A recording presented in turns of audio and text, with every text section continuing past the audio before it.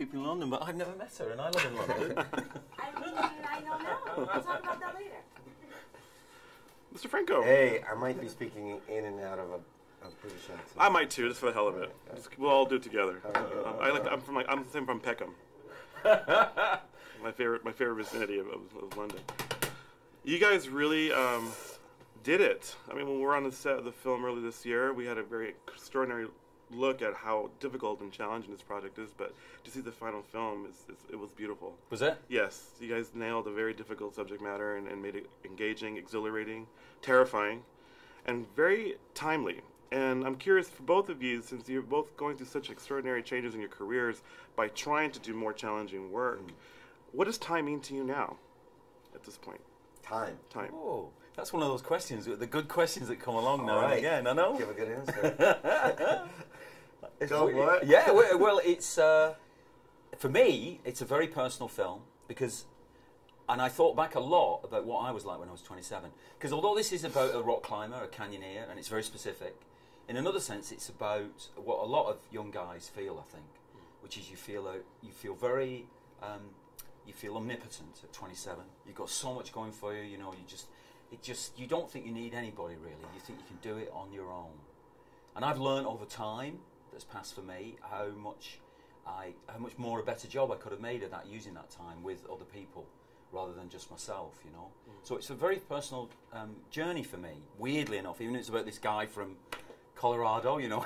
It's just like, I've got nothing to do with him in many ways, but in another way it's very personal. So that's what time means for me, to do with it. For me, I guess I've come to a point where I just, you know, I want to do movies that I just believe in, and because I have come to an understanding of filmmaking, a new understanding where I believe it's a director's medium, that means working with people that I believe in. And Danny is a person who, as if you look at his past films, he's constantly changing and constantly challenging himself as a way to find new approaches to filmmaking. And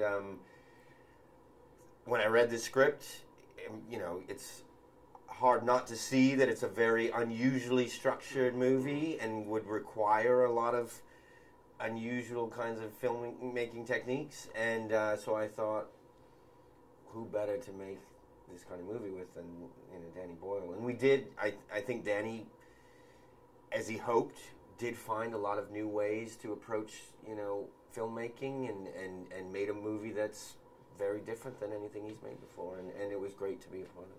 I think there's a perception, too, when you take on a real-life story of an individual that's still alive with us, that there isn't so much effort into it because the blueprint's there. The story it's already dictated for us. But yet, from an actor's perspective, James, how do you turn that real person into something that's cinematic? So we can still have a film experience, but still walk away with a sense of this individual is three-dimensional, he is flesh and blood, he does exist. Well, because of the nature of this story, you know, there were a lot of things we had to do that nobody on the film crew had done before. So because there's a single character in a single location, it wasn't only me who had to adjust. It was Danny. You know, he didn't have multiple actors to work with for a large part of the film. The cinematographers didn't have other actors to cut away to. The writer Simon he couldn't construct scenes like he normally does. It all had to come from this single person, and everybody had to adjust to that. And remind me of your question real quick. Just how do you still give that film feeling for us? So one of the things that we figured out was,